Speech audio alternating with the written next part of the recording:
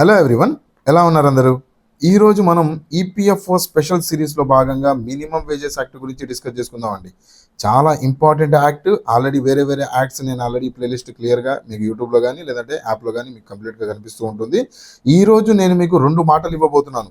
Point number 1 ఏంటంటే, నేను చెప్పిన క్లాసెస్లో నుంచి దాటి మీకు ఈ పీపీటీ నుంచి దాటి మీకు మినిమం వేజెస్ యాక్ట్లో నుంచి క్వశ్చన్ వచ్చిందా, నేను కోర్సు ఫ్రీగా ఇచ్చేస్తాను. అంత డెప్త్గా డైరెక్ట్ యాక్ట్లో నుంచి ఏవైతే పాయింట్స్ ఉన్నాయో తీసుకొని వచ్చి నేను మీకు చెప్పబోతున్నాను.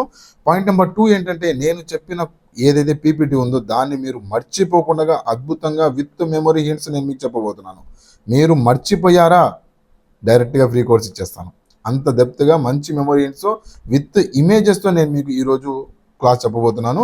Let's begin our video. At the same time ఇంకొక మాట ఏంటంటే, మీకు memory hints material tabular format, memory hints material అంటే టేబులర్ ఫార్మాట్, ఈ ఒక్క పేజ్ ఈ ఈపీఎఫ్ఓ మినిమం ఏజెస్ యాక్ట్ ఏదైతే ఉందో మినిమం ఏజెస్ యాక్ట్ మొత్తాన్ని కంపైల్ చేసి ఒక్క పేజ్ మీరు జస్ట్ క్విక్ రివిజన్కి పనికొస్తూ ఉంటుంది.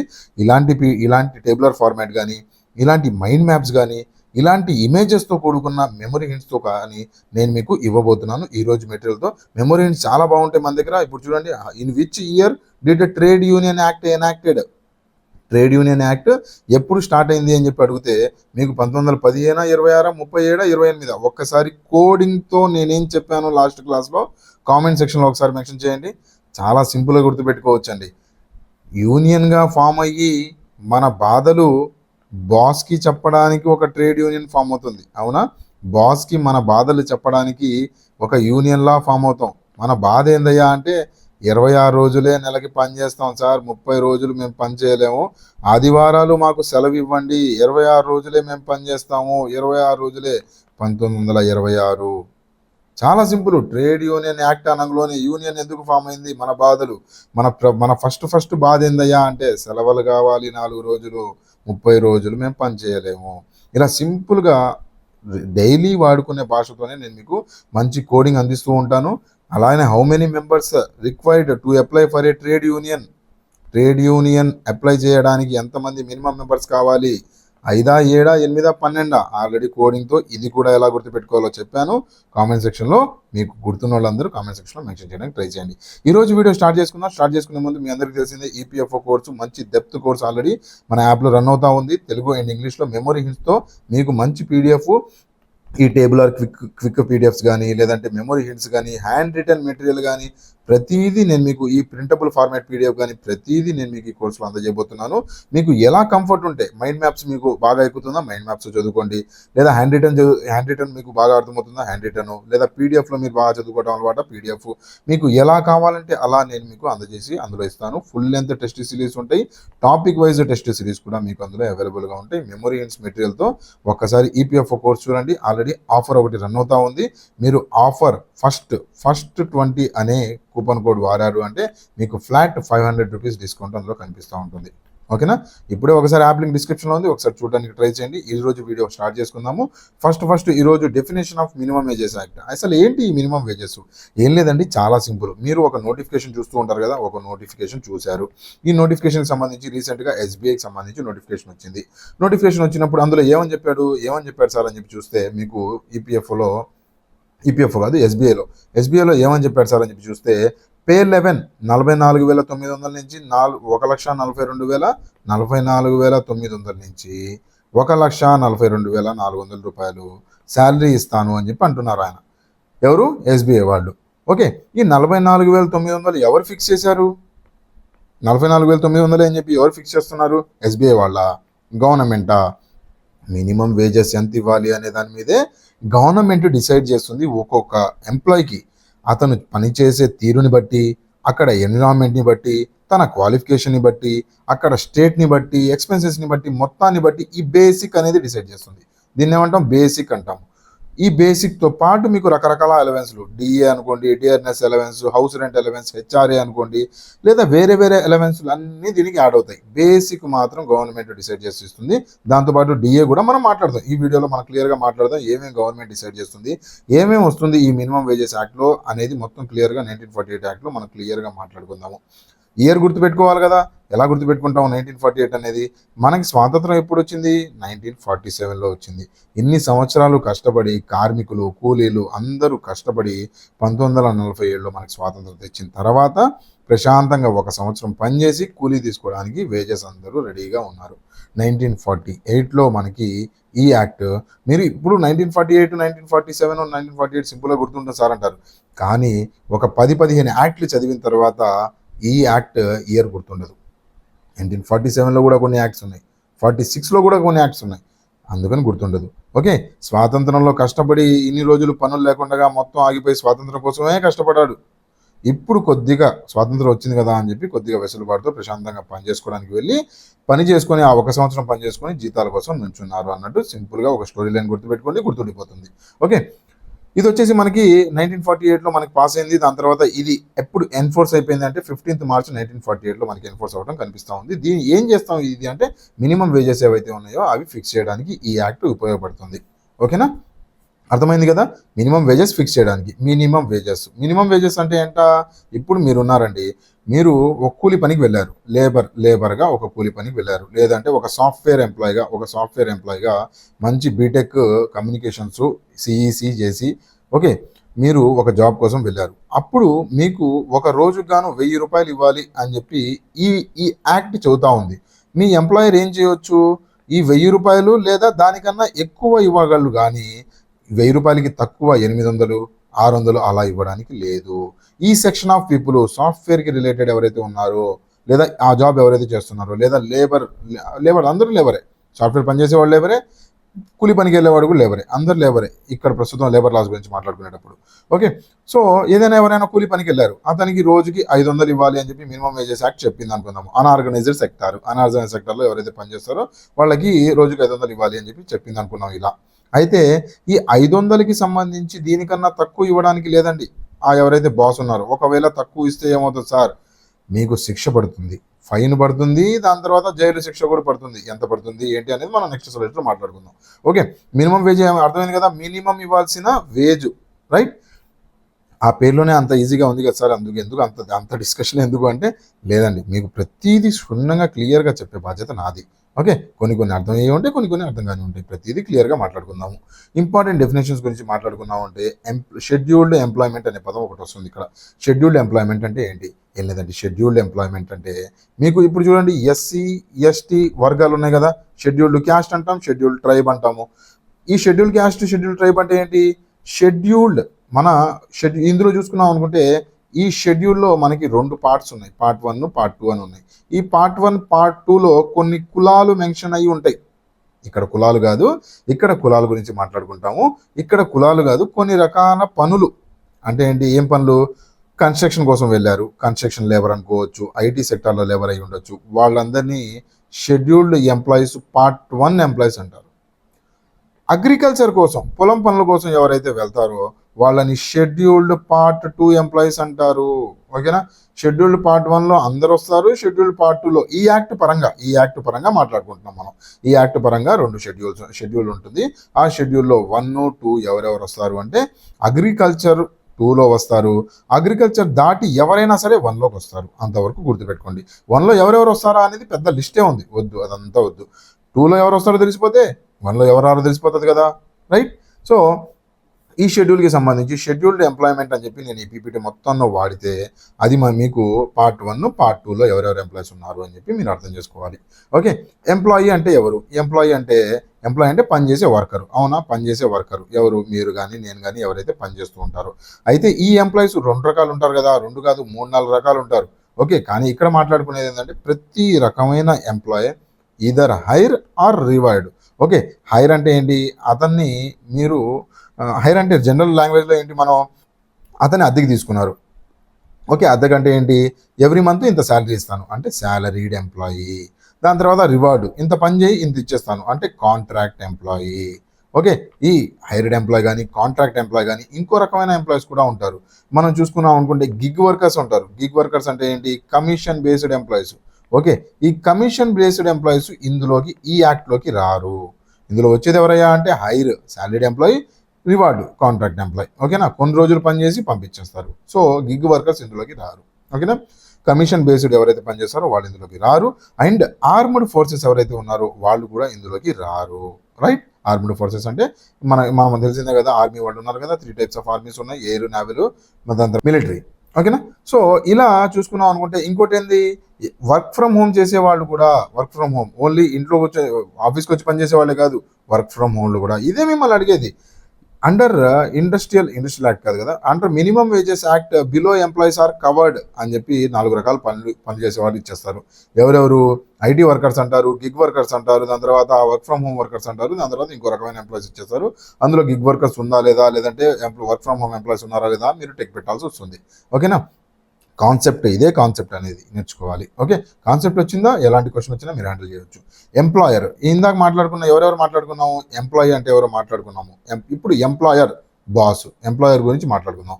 ఎంప్లాయర్ అంటే ఎవరెవరు, 1 or more పర్సన్స్ ఎంప్లాయీస్ని డైరెక్ట్గా or through other in scheduled employment, including factory managers, government supervisors, దాని తర్వాత లోకల్ అథారిటీ హెడ్స్. ప్రతి ఒక్కళ్ళని, ఒక్కటి దానికన్నా ఎక్కువ ఎంప్లాయీస్ని ఎవరైతే హైర్ చేస్తున్నారో, ఒకటి దానికన్నా ఎక్కువ ఎంప్లాయీస్ అంటే ఏంటి, తన కంపెనీలో తానే పని చేసుకుంటున్నాడు, ఒక్కడే బాసు అతనే, ఎంప్లాయీ అతను ఇందులోకి రాడు, ఎంప్లాయర్ కిందకి రాడు. ఎంప్లాయర్ కింద అంటే తనతో పాటు ఇంకొకళ్ళకి లేదా ఇద్దరికి లేదంటే ముగ్గురికి అతను ఎంప్లాయీ ఇచ్చి ఉండాలి. ఓకేనా. ఇదే కాన్సెప్ట్, అడిగి తిప్పి డెఫినేషన్స్ అడిగేస్తాడు, అర్థం కాదు మీకు. రైట్. వేజెస్ అంటే ఏంటి, ఇందులో వేజెస్ అనే పదం ఏమేమి వస్తుంది అంటే, వేజ్ అంటే మినిమం వేజ్ అంటే ఏమేమి వస్తాయి అంటే, ఇందులో including basic pay and house rent allowance. Okay, basic pay plus house rent allowance రెండు కలిపి వేజెస్ లోపలే వస్తుంది, జాగ్రత్త గుర్తుపెట్టుకోవాలి. ఓకేనా. Excluding house accommodation, employer pension contribution, travel allowance, gratuity.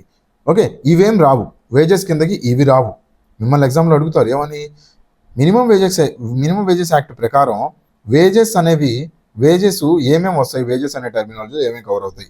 మనం ఏమనుకుంటాము, బేసిక్ పే ఇందులోనే ఉంటుంది, దాని తర్వాత ట్రావెలింగ్ అలవెన్స్ ఇదంతా శాలరీనే కదా, దాని తర్వాత గ్రాట్యుటీ, పెన్షన్ ఇవన్నీ ఇందులోనే వస్తాయి అనుకుంటాం. బేసిక్ పే ఒక్కటే వస్తుంది, ప్లస్ హెచ్ఆర్ఏ వస్తుంది, మిగతావేవి ఇందులోకి రావు. అంటే గవర్నమెంటు ఒక కమిషన్ వేసి మినిమం వేజ్ని డిసైడ్ చేయబోతుంది కదా, ఏమేమి డిసైడ్ చేస్తుంది అంటే బేసిక్, హెచ్ఆర్ఏ అండ్ ఇంకొకటి ఉంది, అది కూడా చెప్తాను, మూడోది ఏందయ్యా అంటే డిఏ, ఏం లేదు, డిఎన్ఎస్ అలవెన్స్. ఓకే, సో మనం చూసుకున్నాం అనుకుంటే ఫిక్సేషన్ ఎలా జరుగుతుంది, ఎవరు ఫిక్స్ చేస్తారు సార్, ఇందాక మనం స్లైడ్ 1లో మాట్లాడుకున్నాం, 44,600 సార్ బేసిక్ పే, అక్కడి నుంచి 1,42,000 వరకు ఇస్తారు అని చెప్పి అంటున్నాం. ఈ 44,200 అనేది లేదా 1,42,000 ఈ బేసిక్ పే ఏదైతే ఉందో దాన్ని ఎవరు ఫిక్స్ చేస్తారు, ఎలా ఫిక్స్ చేస్తారంటే గవర్నమెంట్ ఫిక్స్ చేస్తుంది. ఎలా ఫిక్స్ చేస్తుంది అంటే మనకి 2 రకాలుగా గవర్నమెంట్ ఫిక్స్ చేస్తుంది. అయితే ఇందులో ఒకసారి మాట్లాడుకుందాం, ముందు ఇక్కడ మాట్లాడుకుందాం government to fix wages. Okay, appropriate government fix చేస్తుంది, అంటే స్టేట్ గవర్నమెంట్ స్టేట్కి సంబంధించిన ఎంప్లాయీస్కి ఫిక్స్ చేస్తుంది, సెంట్రల్ గవర్నమెంట్ సెంట్రల్కి సంబంధించిన ఎంప్లాయీస్ని ఫిక్స్ చేస్తుంది. Different wage rates are fixed from different localities, zone పరంగా, డిఫరెంట్ లొకాలిటీస్ పరంగా, క్లాసెస్కి పరంగా, కేటగిరీ ఆఫ్ వర్కర్స్ పరంగా. మనకు జోన్స్ అంటే ఏంటి, రకరకాల జోన్స్ ఉన్నాయి, సిటీస్ ఉన్నాయి, టైర్ 1 సిటీస్ ఉంది, టైర్ 2 సిటీ ఉంది, టైర్ 3 సిటీ ఉంది, ఇలా డిఫరెంట్ సిటీస్ ఉన్నాయి కదా. ఒక్కొక్క సిటీని బట్టి, అక్కడ క్లాసెస్ని బట్టి, వర్క్ని బట్టి, కేటగిరీని బట్టి. కేటగిరీ అంటే ఏంటి, మీరు మాట్లాడుకునే కేటగిరీస్ కావు ఇక్కడ, కేటగిరీస్ అంటే మీరు ఏదైతే ఎంప్లాయీ సూపర్వైజర్ ఒకడు ఉన్నారు, లేదంటే ఆఫీస్లో వాచ్మెన్ ఒకడు ఉన్నారు, లేదంటే ఆడిటర్ ఒకడు ఉన్నారు. సో ఒక్కొక్క క్లాసిఫికేషన్ని బట్టి, కేటగిరీని బట్టి వాళ్ళ శాలరీ, వాళ్ళ బేసిక్ పే ఫిక్స్ అవుతుంది. ఓకేనా. ఇందులో ఇంపార్టెంట్ మీరు గుర్తుపెట్టుకోవాల్సింది ఏంటంటే, ఈ పాయింట్ చాలా ఇంపార్టెంట్. మనకి Bijoy cotton mills versus state of అజ్మీర్లో మనకి ఏమైందంటే, అజ్మీర్లో బిజోయ్ కాటన్ మిల్స్ కేసులో సుప్రీంకోర్టు ఏమని చెప్పిందంటే, ఒకవేళ నీ దగ్గర 1000కి పైగా ఎంప్లాయీస్ ఉన్నారు, పాయింట్ నెంబర్ 1. పాయింట్ నెంబర్ 2, వాళ్ళు కాంట్రాక్టువల్ బేస్ మీదుగా నువ్వు వాళ్ళని తీసుకోబోతున్నావు. అప్పుడు ఒకవేళ కావాలి అంటే మినిమం వేజెస్ నువ్వు ఫిక్స్ చేసుకోవచ్చు అపాన్ గవర్నమెంట్ పర్మిషన్. గవర్నమెంట్ దగ్గర పర్మిషన్ తీసుకొని నువ్వు నీ మినిమం వేజెస్ నువ్వు ఫిక్స్ చేసుకోవచ్చు. ఒకవేళ 1000కి పైగా ఎంప్లాయీస్ నీ దగ్గర ఉండి వాళ్ళని కాంట్రాక్ట్ బేస్ మీద తీసుకోబోతున్నావు, కొన్ని రోజుల కోసం తీసుకోబోతున్నావు అంటే, అప్పుడు the rates may be fixed by hour, day, month on prescribed wage period and calculation methods indicated. ఓకేనా. మీకు ఆల్రెడీ క్యాలిక్యులేషన్ మెథడ్ ఉంటుంది, వాళ్ళకి ఒక క్యాలిక్యులేషన్ మెథడ్, అదంతా మనకు అనవసరం. సో ఈ ఫిక్సేషన్ అనేది 1000కి పైగా ఎంప్లాయీస్ ఉన్నప్పుడు ఏం చేయవచ్చు అంటే, నువ్వు కావాలంటే ఫిక్స్ చేసుకోవచ్చు. ఒకవేళ నీ దగ్గర 1000కి పైగా ఎంప్లాయీస్ ఉన్నారు, కాంట్రాక్ట్ బేస్ మీద తీసుకుంటారు. 2 క్లాజ్ అండి, ఒక క్లాజే కాదు. Minimum revision of minimum wages ఏవైతే ఉన్నాయో, అంటే ఇప్పుడు చూసుకుంటే ఇప్పుడు మీకు 44,600 రూపాయలు వస్తూ ఉంది. జీవితాంతం ఇంతేనా? పెరగాలి కదా. ఇప్పుడు ఒక 5 ఏళ్ళు 4 ఏళ్ళు 3 ఏళ్ళ తర్వాత మెల్లిమెల్లిగా రేట్లు పెరుగుతున్నాయి కదా, నీ జీతం కూడా అలానే ఉంటే ఎలా? సో అందుకని చెప్పి నీకు ఈ పే రివిజన్ కమిషన్ అనేది ఒకటి అపాయింట్ చేస్తారు, పిఆర్సి అంటారు, పే రివిజన్ కమిషన్. వీళ్ళు ఏం చేస్తారయ్యా అంటే 5 ఏళ్లకు ఒకసారి, ఇప్పుడు 44,600 సంపాదిస్తున్న వ్యక్తి 5 ఏళ్ల తర్వాత మినిమం 50,000 తన జీతం ఉండాలి. ఓకేనా, 50,000 జీతం ఉండాలి. అదేంటి సార్ శాలరీ పెరుగుతుంది కదా, హైక్ పెరుగుతుంది కదా, అదంతా అంటే ఇప్పుడు కొత్తగా జాయిన్ అయ్యే ఎంప్లాయీ గురించి మాట్లాడుతున్నాము. ఓకేనా, 5 సంవత్సరాల క్రితం ఒక ఆడిటర్కి 44,600 ఇచ్చేవారు ఒక ఆడిటర్కి. ఓకే, అప్పుడే జాయిన్ అయిన ఆడిటర్కి. ఇప్పుడు 5 సంవత్సరాల తర్వాత ఎగ్జాంపుల్ 2035 అనుకుందాము, 2035లో కూడా ఆడిటర్కి 44,600 ఇస్తే కరెక్ట్ కాదు కదా. ఇప్పుడు జాయిన్ అయిన ఎంప్లాయీకి చాలా రేట్లు మారిపోయి ఉంటాయి. పాత లెక్కలు కాదు, 2025 2030 లెక్కలు కాదు, 2035లో లెక్కలు మార్చాలి. ఇప్పుడు జాయిన్ అయిన వాడికి 50,000 మినిమం ఇవ్వాల్సిందే. అంటే ఈ పే ఏదైతే ఉందో ఆడిటర్ అనే ఒక జాబ్ రోల్కి 44,600 కాదు, కొద్దిగా పెంచి 50,000 ఇవ్వాలి ఇప్పటి నుంచి అని చెప్పి పే రివిజన్స్ జరుగుతాయి. ఓకే, ఈ రివిజన్సే రివిజన్ ఆఫ్ మినిమం వేజెస్. ఇవి ఎలా జరుగుతాయి అని చెప్పి చూసుకున్నాం అనుకుంటే ఎన్ని సంవత్సరాలు? 5 సంవత్సరాలకు ఒకసారి పే రివిజన్ జరుగుతుంది. ఇంపార్టెంట్ పాయింట్ అడగొచ్చు మిమ్మల్ని. ఓకే, నాట్ ఎక్సీడింగ్ కావాలంటే దీని లోపలే పే రివిజన్ చేసుకోవచ్చు. గవర్నమెంట్ కావాలంటే 3 సంవత్సరాలు కూడా పే రివిజన్ చేయవచ్చు, 2 సంవత్సరాలు కూడా పే రివిజన్ చేయవచ్చు. కానీ 5 సంవత్సరాల లోపు మాత్రం మినిమం రివైజ్ చేయాల్సిందే. చాలా సింపుల్గా 5 అనేది చాలా సింపుల్ గుర్తుపెట్టుకోవచ్చు. ఇప్పుడు చూడండి, ఇవాళ ఒక ముద్ద నోట్లోకి వెళ్తుంది, నా 5 ఏళ్ళు నోట్లో వెళ్తున్నాయి అంటే ఇప్పుడు ఈ శాలరీ ఉన్నందుకు.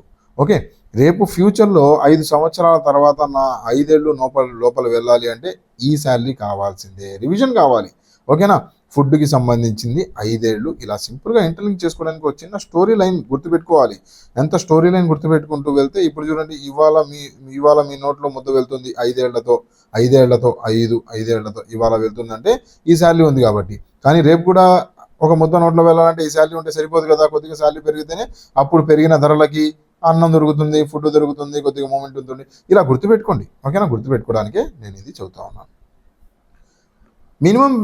మినిమం రేట్ ఆఫ్ వేజెస్ సంబంధించి మనం మాట్లాడుకున్నాం అనుకుంటే ఎలా ఉండాలి అంటే, మనకి మినిమం రేటు ఏమేం ఫ్యాక్టర్స్ మీద డిసైడ్ అవుతుంది అంటే, ఒకటి ఎవరైతే ఎంప్లాయరు బాసు శాలరీ ఇస్తున్నాడో, ఎంప్లాయర్ శాలరీ ఇస్తున్నాడో అతని ఎంప్లాయీకి ఏమేమి ఇవ్వాలయ్యా అంటే 2 ఇవ్వాలండి, 2 రకాలు ఇవ్వాలి. బేసిక్ ఏదైతే ఇందాక 44,600 అనుకున్నాం కదా, ప్లస్ ఏమి ఇవ్వాలంటే డిఏ ఇవ్వాలి, డిఎన్ఎస్ అలవెన్స్ అంటాము. ఓకే, ఏంటంటే ఇది డిఎన్ఎస్ అలవెన్స్ ప్లస్ ఇందులోనే హెచ్ఆర్ఏ కూడా వచ్చేస్తుంది, హౌస్ రెంట్ అలవెన్స్. ఈ 2 కలిపి ఇవ్వాలి. ఏమేమి వస్తాయి ఇందులో అంటే చూసుకున్నాం అనుకుంటే కాస్ట్ ఆఫ్ లివింగ్ అలవెన్స్ అంటాం దీన్ని. ఓకే, మినిమం వేజెస్ యాక్ట్ టర్మినాలజీలో డిఏ అండ్ హెచ్ఆర్ఏ అనే పదం గుర్తుపెట్టుకోకండి. మనకి cost of living allowance CLA అంటారు. ఓకేనా, ఈ సిఎల్ఏ ఇవ్వాలి. దీన్నే స్పెషల్ అలవెన్స్ అని కూడా అంటారు. బేసిక్ 44,600తో పాటు మీకు కాస్ట్ ఆఫ్ లివింగ్ అలవెన్స్ ఇవ్వాలి. ఓకేనా, మీ బాసు. రూల్ నెంబర్ 1, ఒకవేళ లేదండి నేను బేసిక్ మాత్రమే ఇస్తాను అంటే వాళ్ళ ఇంటికి ఎవరైతే ఎంప్లాయీ ఉన్నాడో ఈ ఎంప్లాయీ ఇంటికి కూరగాయలు అవి ఏమైనా కావాలంటే నువ్వే సప్లై చేయాలి. అంటే ఏవైతే సప్లైస్ నీడ్ అవుతాయో, సప్లై ఆఫ్ ఎసెన్షియల్ గూడ్స్ అంటే ఏవైతే ఇంటికి కావాల్సిన ఏవైతే సామాన్లు ఉన్నాయో అవి కొనుక్కోవడానికి నువ్వే సపోర్ట్ చేయాలి. ఒకవేళ కావాలంటే 3 ఇవ్వు, నీ ఇష్టం. నువ్వు మంచోడు అనుకో, బేసిక్ కూడా ఇవ్వు, డిఏ కూడా ఇవ్వు, దాంతోపాటు విఓసి అంటే ఏంటి? డిఏ కాదు, డిఏ అనే పదం వాడకూడదు, సిఎల్ఏ ప్లస్ విఓసి అంటే ఏంటి? విఓసి అంటే మనం చూసుకుంటే వాల్యూ ఆఫ్ కన్సెషన్స్. ఓకే, అంటే మీరు కూరగాయలు తీసుకెళ్ళామంటే కూరగాయలు ఇంటికి ఇస్తారని కాదు, ఈ వాల్యూకి సరిపడా ఏవైతే గూడ్స్ వస్తాయో అవన్నీ తీసుకొని వెళ్ళి ఇవ్వాలి. ఓకేనా, సప్లై చేయాలి వాళ్ళకి. ఓన్లీ డబ్బులు ఇస్తాము. ఇప్పుడు చూడండి, కొంతమంది బీహార్ నుంచి తీసుకొని వచ్చుకుంటారు ఇక్కడ పని చేయడానికి. వాళ్ళకి ఇల్లు ఇస్తారు, దానికి కావాల్సిన వాళ్ళకి ఆ కిరాణా షాప్లో కూరగాయలు అవి కొనుక్కోవడానికి కిరాణా షాప్లో కూడా మాట్లాడేస్తారు. ఈ బీహార్ నుంచి వచ్చిన వాళ్ళు నెల నెల శాలరీ తీసుకొని ఇంటికి పంపించేస్తారు. ఇంటికి కావాల్సిన కూరగాయలు అవన్నీ కిరాణా షాప్లో వెళ్ళి తీసుకుంటారు. ఆ బాస్ ఎవరైతే ఉన్నారో ఈ కిరాణా షాప్కి డబ్బులు కట్టేస్తారు. అర్థమైందా? ఇలా బేసిక్ ప్లస్ వివోసి అంటారు దాన్ని. ఓకేనా? ఇంత సింపుల్గా అర్థమైంది అనుకుంటున్నాను. Next procedure for fixation and revision. ఇందాక మాట్లాడుకున్నాం కదా, ఏదైతే ఫిక్సేషన్ ఎలా జరుగుతుంది, ఈ బేసిక్ అనేది ఎలా ఫిక్సింగ్ జరుగుతుంది అని చెప్పి అడిగితే చాలా సింపుల్. ఒక కమిటీని వేస్తారు. ఈ కమిటీలో ఎవరెవరు ఉంటారంటే 1/3 ఎంప్లాయీస్, 1/3 ఎంప్లాయర్స్, దాని తర్వాత 1/3 బయట నుంచి వచ్చే కొంతమంది వాలంటరీ కాదు, కొంతమంది అవుట్ సైడర్స్ వచ్చేవాళ్ళు ఉంటారు. ఓకేనా? సో ఓవరాల్గా ఇదంతా గుర్తుపెట్టుకోవాలన్నా పర్వాలేదు. ఈక్వల్ రిప్రజెంటేషన్ ఉంటుంది ఎంప్లాయీకి సంబంధించి అండ్ బాస్కి సంబంధించి. బాస్ దగ్గర నుంచి ఎంప్లాయీ దగ్గర నుంచి ఎంతమంది వస్తారో బాస్ దగ్గర నుంచి అంతేమంది వస్తారు. ఓకేనా? సో వీళ్ళిద్దరు ప్లస్ ఒక చైర్మన్ కూడా అపాయింట్ అవుతారు, చైర్మన్ కూడా ఉంటారు. అది గవర్నమెంట్ ఫిక్స్ చేస్తుంది ఎవరు ఉండాలి అనేది. సో ఇక్కడ చూసుకున్నాం అనుకుంటే ఈ కమిటీ ఏదైతే ఉందో ఈ కమిటీ ఏం చేస్తుందంటే గవర్నమెంట్కి సిఫార్సు చేస్తుంది. బాబు, ప్రస్తుతం లెక్కల ప్రకారం, ప్రస్తుతం జీతభత్యాల ప్రకారం వీళ్ళకి 44,600 ఇస్తే వీళ్ళు ప్రశాంతంగా బ్రతకగలరు అని గవర్నమెంట్ ఏం చేస్తుందంటే గెజెట్ రిలీజ్ చేస్తుంది. As per committee recommendations and hour internal audits ఏం చేస్తున్నామంటే మీకు ఈ పే ఫిక్స్ చేయబోతున్నాము పే అనేది ఫిక్స్ చేస్తుంది. ఓకేనా? దీనికి అబ్జెక్షన్స్ ఏమన్నా ఉంటే కావాలంటే రైజ్ చేసుకోవచ్చు. అయితే మోర్ ఓవర్ ఈ గెజెట్ ఏదైతే నోటిఫై అవుతుంది కదా, గెజెట్ మీ శాలరీస్ ఇవి అని, ఈ గెజెట్ నోటిఫికేషన్ అయినా 3 నెలలకు మీ శాలరీ మారిపోతుంది. నిన్నటి వరకు 44,600 సంపాదించిన అతను ఇవాటి నుంచి 50,000 స్లాబ్లోకి వెళ్ళిపోతాడు. అతని బేసిక్ 50,000కి వెళ్ళిపోతుంది. ఓకేనా? సో అండ్ ఇంకొక మాట ఇంపార్టెంట్ ఏంటంటే ఈ కమిటీ ఏదైతే మనం మాట్లాడుకున్నాం కదా, 1/3 ఈ లెక్కలు మాట్లాడుకున్నాం కదా, ఈ కమిటీ ఏదైతే ఉందో ఈ కమిటీ ఇచ్చిన సజెషన్స్ నాట్ బైండింగ్ అండి, not bound.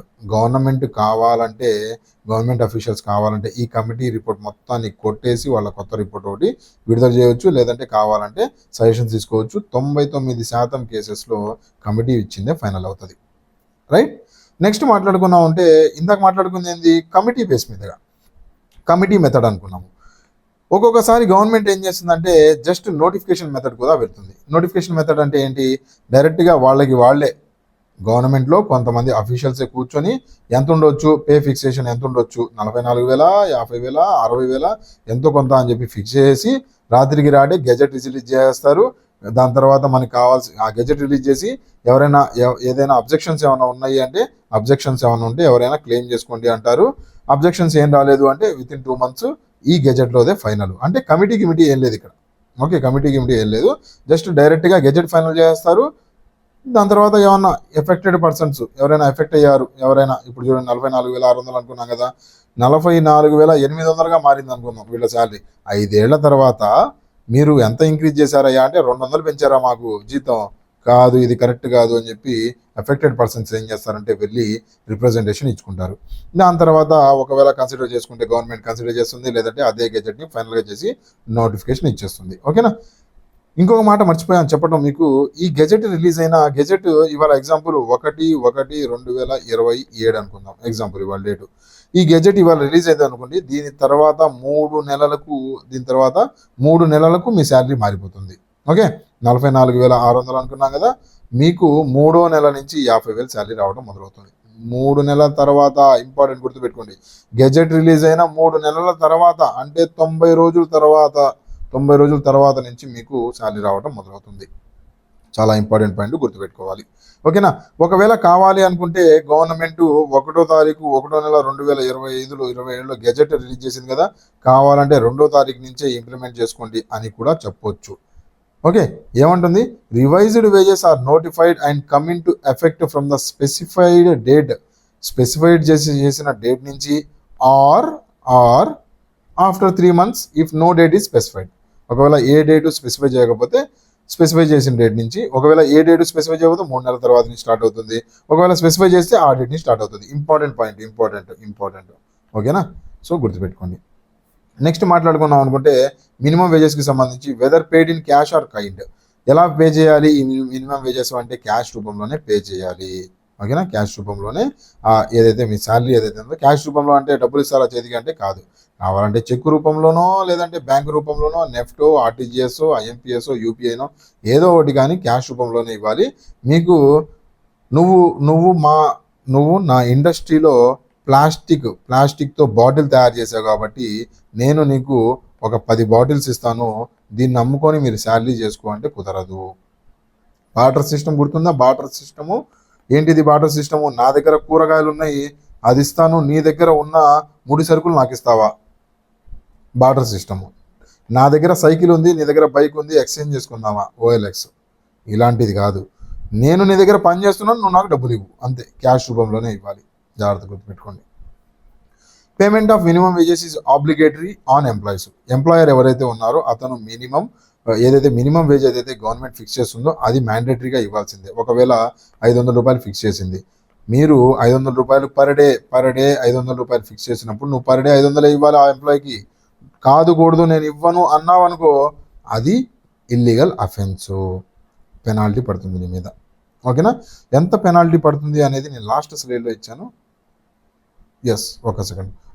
May face the punishment up to 6 months jail అన్నా, లేదంటే ఫైన్ అప్ టు 500 అన్నా. 500 రూపాయలు ఫైన్ అంట. ఏం చేస్తారు? 5,000 రూపాయలు శాలరీ ఉన్నోడికి 2,000 ఇచ్చేసి 500 ఫైన్ కట్టుకుంటే పోలా? కానీ రెప్యుటేషన్ పోతుందిగా కంపెనీది, ఫైన్ పడింది, దాని తర్వాత 6 months జైలు అని ఇలాంటివి జరుగుతూ ఉంటాయి. అంత సింపుల్ కాదులేండి, జస్ట్ గుర్తుపెట్టుకోవడానికి కామిక్ వేలో చెప్పాను. ఈ మినిమం వేజెస్లో ఇంకోటి కూడా మనం మాట్లాడుకోవాలి, మీరు సింపుల్గా మర్చిపోతారు. ఏంటంటే మినిమం వేజెస్లోనే working hours and working days కూడా డిఫైన్ చేస్తారు. వర్కింగ్ డేస్ ఎన్ని ఉండాలి, వర్కింగ్ అవర్స్ ఎన్ని గంటలు పనిచేయాలి అనేది కూడా ఇందులోనే డిఫైన్ చేస్తారు. మినిమం వేజెస్ కదా, వేజెస్కి సంబంధించి ఇందులో వర్కింగ్ అవర్స్ ఎందుకు ఉంటుందిలే అని చెప్పి మీరు ఎగ్జామ్లో దీన్ని టిక్ చేయకపోవచ్చు, సింపుల్గా మర్చిపోతారు. జాగ్రత్త గుర్తుపెట్టుకోండి. ఏమంటాడంటే ఈ యాక్ట్లో మనకి నార్మల్ వర్కింగ్ డేస్కి సంబంధించి rest day in every Sundays అంటున్నాడు. ఈ 7 days ప్రతి 7 రోజుల్లో ఒక రోజు సెలవు దినంగా ప్రకటించాలి, ఆ ఒక దినానికి కూడా నువ్వు శాలరీ పే చేయాలి అని చెప్పి ఈ యాక్ట్ చెబుతా ఉంది. ఈరోజు మనం సండేని ఎంజాయ్ చేస్తున్నాము అంటే దేని పరంగా అంటే ఈ యాక్ట్ పరంగానే. ఓకే, ఏ యాక్ట్? మన మినిమం వేజెస్ యాక్ట్ 1948. జాగ్రత్త గుర్తుపెట్టుకోండి.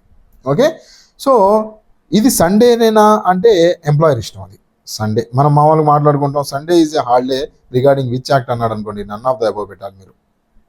ఓకే, ఇండస్ట్రియల్ యాక్ట్ ఇది కాదు, మినిమం వేజెస్ యాక్ట్ కాదు. ఎందుకంటే సండే హాలిడే ఇవ్వాలి అని ఏ యాక్ట్ చెప్పట్లేదు. ఏదో ఒక రోజు 7 రోజుల్లో ఏదో ఒక రోజు ఇవ్వమని చెప్పి చెబుతా ఉంది. ఓకేనా, నెక్స్ట్ ఓవర్ టైం ఉంది అంటే ప్రతి గంటకి నువ్వు లెక్కేసి ఓవర్ టైం ఎంత ఇవ్వాలి సార్ ఓవర్ టైం పనిచేస్తే అంటే ప్రతి గంటకి నీకు ఒక రోజుకి 500 రూపాయలు అనుకున్నావు అనుకో, రోజుకి 8 గంటలు పని చేయాలనుకున్నావు అనుకో, ఎగ్జాంపుల్ మాట్లాడుకుంటాను, 5 గంటలు అనుకున్నాం, 5 గంటలు రోజుకి పని, రోజుకి 500 రూపాయలు గవర్నమెంట్ ఫిక్స్ చేసిన రేట్లు. సో గంటకి ఎంత? 100 రూపాయలు. సో నువ్వు ఏం చేయాలంటే ఇప్పుడు యాజ్ ఏ బాస్గా, ఇంపార్టెంట్ పాయింట్ అండి, యాజ్ ఏ బాస్గా నువ్వు 100 రూపాయలు కాదు, 100కు పైన 110, 120 ఎంతో కొంత 100కి పైనే పే చేయాలి ఒకవేళ ఓవర్ టైం చేస్తే, ఓటీ. ఓకే, గుర్తుపెట్టుకోవాలి. ఓవర్ టైంలో గంటకి ఎంత పని చేసావో అంత కాదు, above the regular rate. Okay, over time wages must be at least higher of the taxes rates fixed under this act. Important, గుర్తుపెట్టుకోండి, అట్లీస్ట్ హయ్యర్. ఓకే, ఇదే స్టేట్మెంట్ బేస్డ్ క్వశ్చన్స్లో ఇలాంటివి చిన్న తప్పులు జరుగుతూ ఉంటాయి, జాగ్రత్త చూసుకోండి. Maintenance of registers and records, ఇవన్నీ రిజిస్టర్స్ రికార్డ్స్ ఇందులో మెయింటైన్ చేయాలి అని చెప్పి మనకి చెబుతా ఉంది. అంత ఇంపార్టెంట్ కాదు. మనకి అథారిటీ అండ్ క్లెయిమ్స్, ఎవరెవరు అథారిటీస్ ఉంటారు ఏంటి అనేది మనకి ఇందులో కనిపిస్తూ ఉంది, ఇది కూడా అంత ఇంపార్టెంట్ కాదు. ఓవరాల్గా ఆఫీస్ అండ్ పెనాల్టీస్ గురించి ఆల్రెడీ ఎక్స్ప్లెయిన్ చేశాను. ఓకే, సో ఇంత డెప్త్గా మీకు కంటెంట్ ఆల్రెడీ కోర్సులో అవైలబుల్గా ఉంది. అండ్ దీని తర్వాత ఎంసీక్యూస్ కూడా ఉన్నాయి, మైండ్ మ్యాప్స్ టేబులర్ ఫార్మాట్లో కూడా మీకు ఆల్రెడీ అవైలబుల్గా ఉంది. జస్ట్ 999కే మీకు ఈ కోర్సులో మీకు పాలిటీ, హిస్టరీ, ప్రతిదీ ఈపీఎఫ్ఓ సిలబస్లో ఏముందో ప్రతిదీ మీకు ఆ కోర్సులో అవైలబుల్ ఉంటుంది. కంప్యూటర్స్తో సహా, లేబర్ లాస్తో, అకౌంట్స్తో సహా మీకు అందులో కోర్సులో అవైలబుల్ ఉంది. 999కే ఈపీఎఫ్ఓ కోర్సు అవైలబుల్ ఉంది. ఈ కోర్సు ఒకసారి యాప్ డౌన్లోడ్ చేసి చూడడానికి ట్రై చేయండి. వీడియో నా కంటెంట్ నచ్చింది అంటే లైక్ చేయండి. అండ్ చాలామంది షేర్స్ తక్కువ చేస్తున్నారు, షేర్ చేయండి. మీ ఫ్రెండ్స్కి సపోర్ట్ అవుతుంది అండ్ నాకు సపోర్ట్ చేసినట్టు ఉంటుంది. Okay, thank you for watching. Have a nice day. మీ డౌట్స్ అన్ని నా కామెంట్ సెక్షన్లో మెన్షన్ చేయండి. I am there to support you. ప్రతి కామెంట్ నేనే చదువుతాను, ప్రతి కామెంట్కి రిప్లై నేనే ఇస్తాను. Thank you for watching. Have a nice day. Bye bye.